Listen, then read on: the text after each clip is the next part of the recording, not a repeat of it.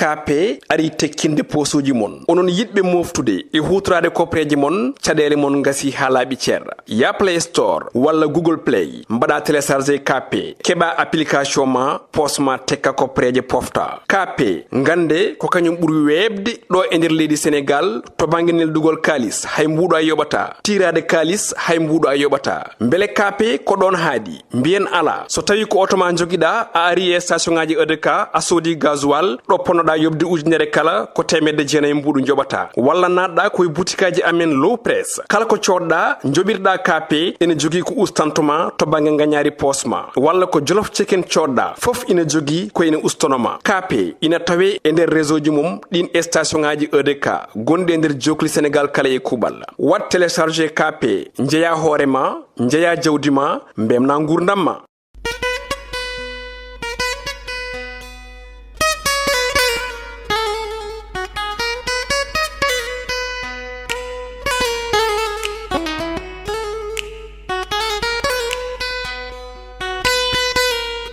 Assalamu alaikum hettiyanko be yebiyanko be yaw Piindi TV bismillah mon robindu jayndeli modon weltare min dañtay kala saha huccidey mon non kadi min dañir weltare do subaka altine hande ko wi don goto fo salminama inde ko non manama jettode serenbe men jettake laal gotol calminama jura berta juude ñaga duwaw yupay Sénégal aduno fof mborosaw holuden ciagal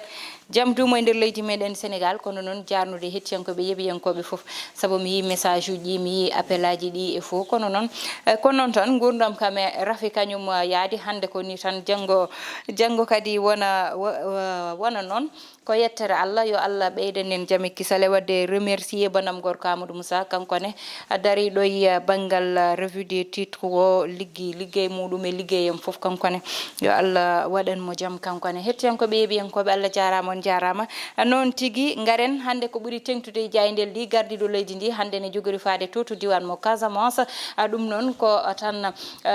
jillu ganduda ne jogori dañde semaine sabo ko altine ha aljuma so Allah lamdo jabi wonata ton goddum ko wone jayndeli di woni kongudi Cheikh Oumarane kanko nono ari liggeyaaji liggetedi ton to université Cheikh Anta Diop mo Dakar ha tengti e weekend odo hewbe kolliti mangon yete mangon candidat e 2024 ine jeya hen odo mo ganda ko kanko woni Déthié Fall e wodbe be ganda kambene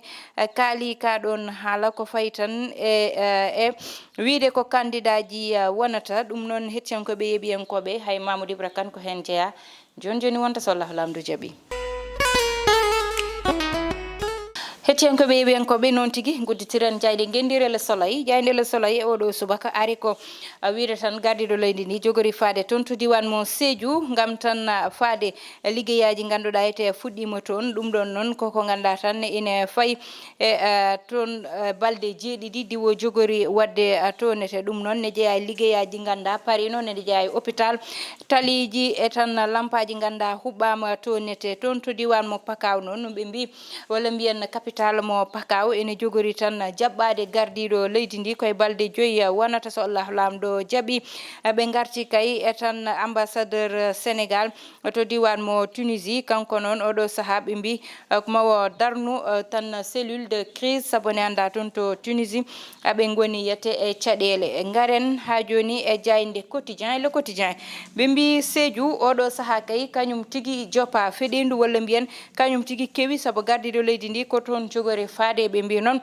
capital mo Pakaw do joni altine ha aljuma ma jabbo gardido leydi ndi kanko wonato to na kodo be mbi non won liggeyaaji kewdi di ganduda parani e ko ganda ete halano mo ton te wada katatam gardido leydi nani rutto ton ina fada non ko way non wala liggeyaaji gandane wonno ton o hala hen ngarene jaynde yor non ari tan ko wiide odo weekend kay wuli wala mbiyen weekend mo ganduda hewbe kolliti candidature uji mumen ina jeya hen Idrissa Seck kanyum holliti hore mudum wiide tan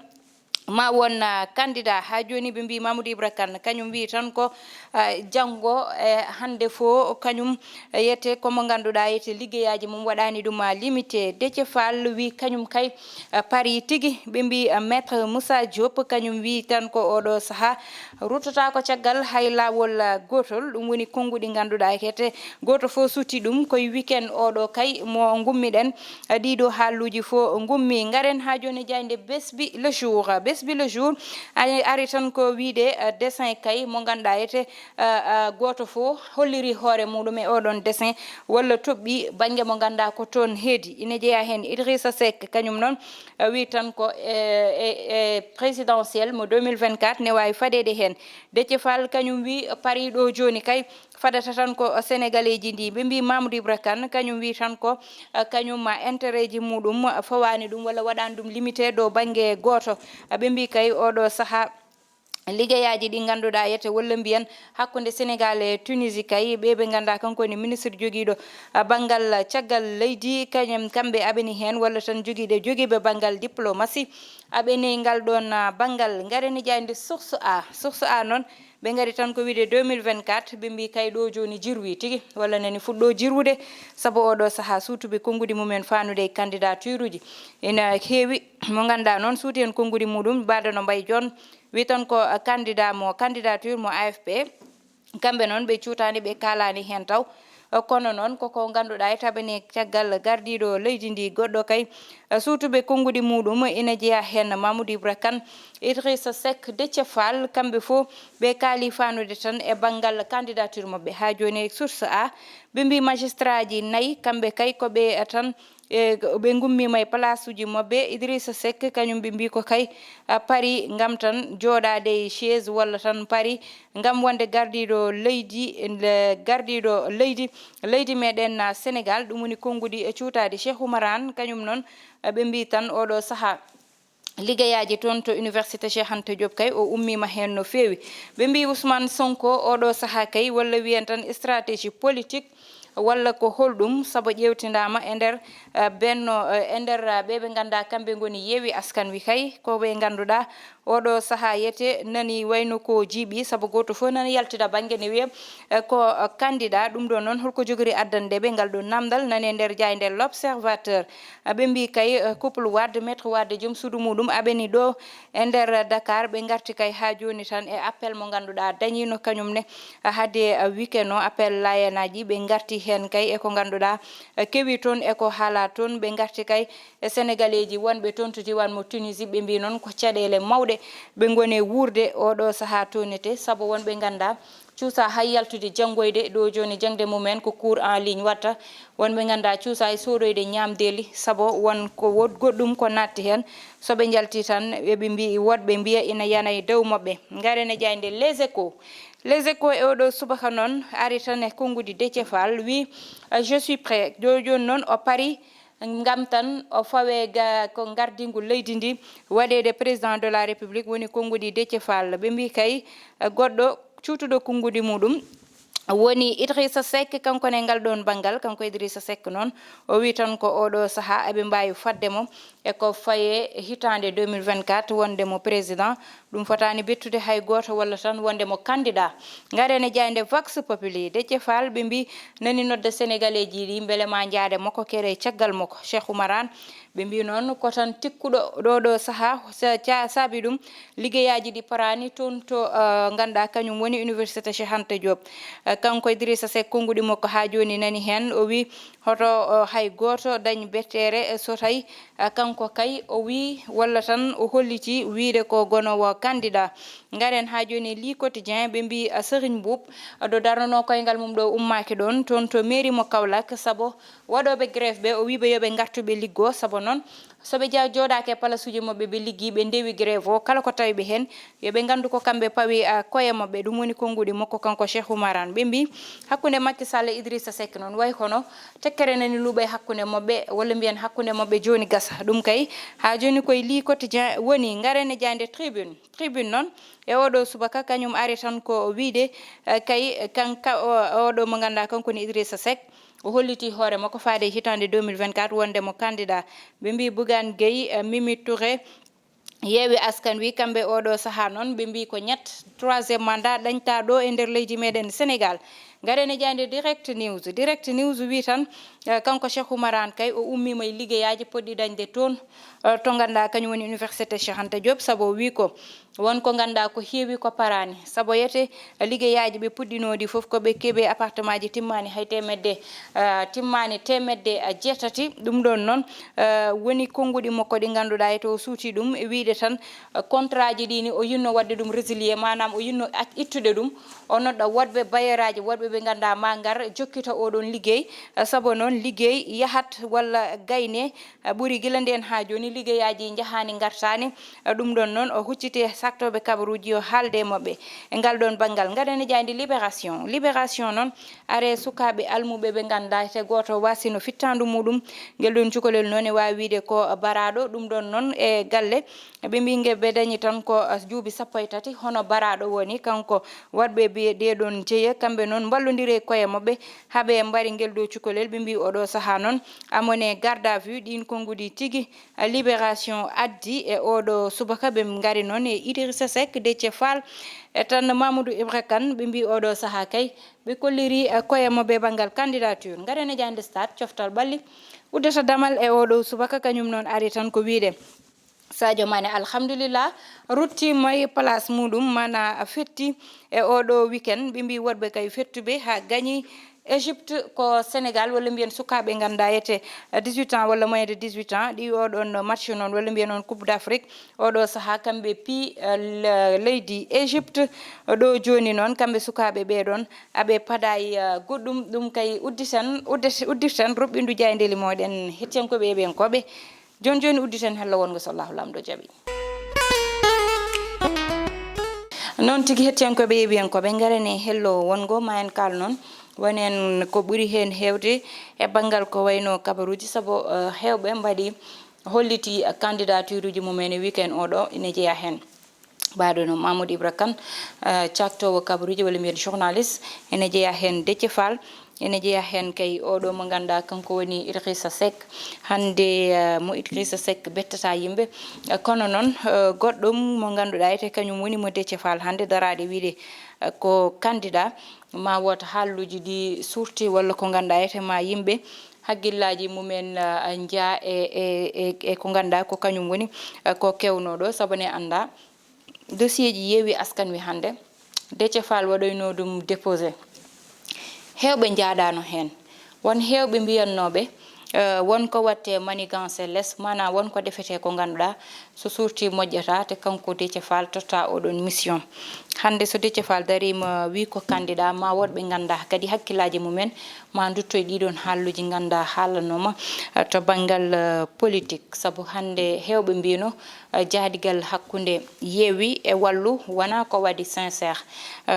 te gueɗe kewɗe noon hande ina kollita ɗum saabu ne anda ko kamɓe yeewi walla mbiyen kamɓe wallu askan wi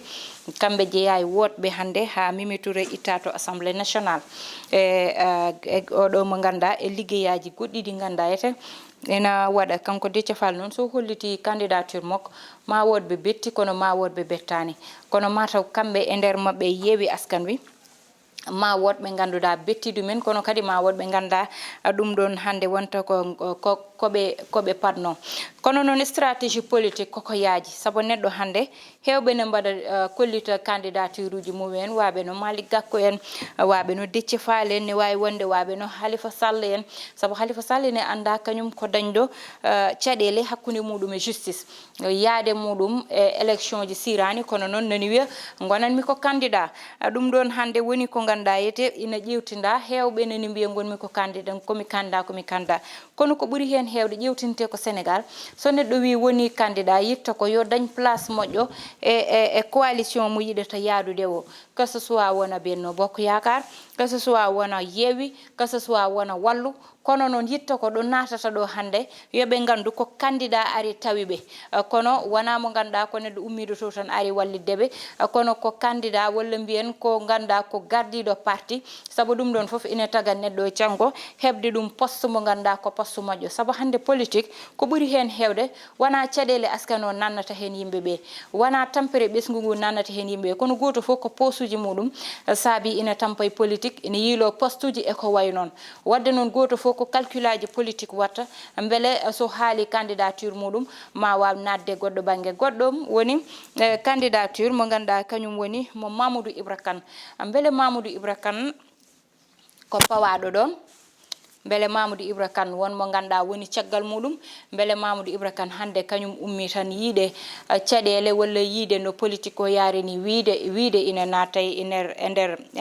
landa politiko sabo hewbe gandirano Mamadou Ibra Kane politique gandirano Mamadou Ibra Kane e ko way non hande so tay Mamadou nati e politiko holko saabi o wadi posé candidature moko e wiide hande omo haala wonde jeeyede e wonbe e wonobe candidat hande hitande 2024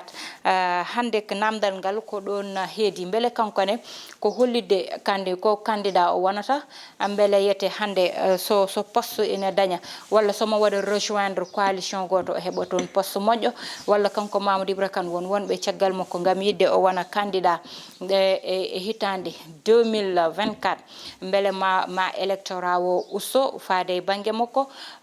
sabo kala ko wotanimo ma woddo ussa ma wod mu ussani hande que ce soit wona laamu que ce soit wona opposition walla goddum mbele kanko Mamadou Ibra Kane o darani ko besngu walla hande o yidi ko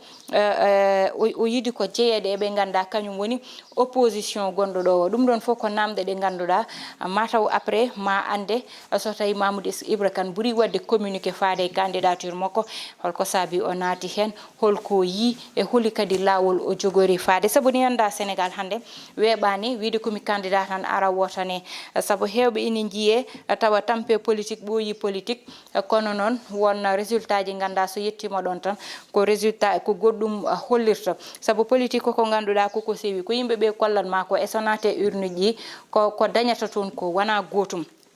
te hande politique koko namni moyen ji e ko way non fof dum don fo no besiki so neddo ni haala bangal candidature mudum tawata ko wadi peser surtout non en neddo mo ganduda ina andi no politique yarata ina andi ko heewi no yarata baado no Mamadou Ibra Kane tawata ko mata o wadi peser no feewi do ganduda moni fawdon koyngal makko woni to bangal politique to ha tengte wiide ko gonowo président de la république wiani komi président mo mouvement wiani komi président mo nangam kono wi ko gummoto mi ko jinmi ko wonde nangam wadde non holi parti politique o yarata koy registre goddo walla ko kanko jogori dañde récépissé hoore makko walla landa hoore makko walla holno yarata dum fo ma min dewdum ma en gandu ma en gartudo kadi e goddum so Allahu lamdo jabi hetten ko be ngobe ononne mijoji modon ne pade commentaire uji walla wadanen jami kisal tottude wonade gongol so Allah lamdo jabi walla beydanen jam beydana en cellal beydanen sutura hetten ko be ko be hade en uddude walla hade en hollude caggal ina anda DJ Chat Show ina wadanno soirée mudum e weekend walla mbiyene aljuma odo bennudo wadanno ma annonce no fewi machallah e ko ganda ko kanyum woni robindu o jaynde e ko way non dum don non Allah wadi hen jam benne dow jam wiide tan kanko DJ Chat Show ama wada remercier non goto fof mo ganduda areno e jamma odon goto fof mo ganda nangino hen goto fof mo ganda hakkille mudum ne wonno hen sabone do hakkille ma ne woni hunde tawa wawa yettade ton kono amo jarna yimbe fof gardo e mo arani nangudo e mo nangani baddo e mo wadani amona wada remercier goto fof amona vraiment onon yebi yankobe ne o ala yete vraiment yete ko ganda kanyum woni jobdi modon sabo on pewndi ha fewi hoddibe moko pewndi ha fewi Piindi TV e kala mo ganduda yete nangi hen mona duwono dum kanko DJ Chat Show e wiide tan yo Allah wadan jam kambe fo ha mo wuri so Allahu lamdo jabi goto fo yete do darnuno koyngal mum go wona didi so Allahu lamdo jabi kanko ne hitande arore nde anniversaire goɗɗo yo Allah waɗanmo jami kisal ha wona ko ganduɗa ko anniversaire ɓurɗo mawnude o pourquoi pas yaha ha grand théâtre inchallah sobo culture feeñi toon pulagu feeñi toon kala ko ganduɗa woni yiyete ko couleur aji Sénégal feeñi e oɗon soirée hettiyankoɓe ɓiyankoɓe Allah waɗanen jami kisal tottiɗo naadi gongol sallahu lamɗo jaaɓi DJ Thiat heɗonen banggal caméra o montage o ko Ali Fall.